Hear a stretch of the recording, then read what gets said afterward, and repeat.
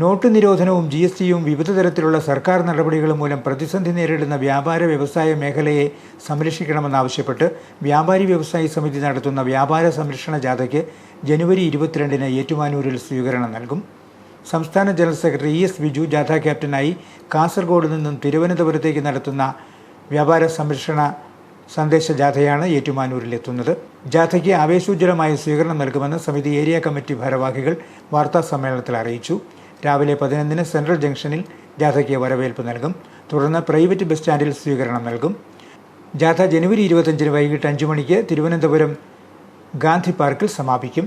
ജനുവരി 13 മുതൽ 25 വരെയുള്ള ദിവസങ്ങളിൽ സംസ്ഥാന സെക്രട്ടറി ES ബിജുവിൻ്റെ നേതൃത്വത്തിൽ വ്യാപാര സംരക്ഷണ സന്ദേശ ജാഥ നടത്തുകയാണ്. 22-ാം തീയതി രാവിലെ 11 മണിക്ക് ഏറ്റുമാനൂരിലെത്തും.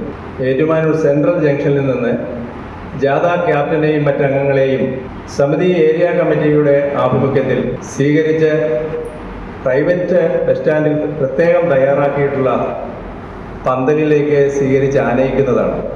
വിവിധ ആവശ്യങ്ങളാണ് ജാഥയിലൂടെ ഉന്നയിക്കുന്നത്. ഫെബ്രുവരി 13-നാണ് പാർലമെന്റ് മാർച്ച് നടക്കുന്നത്.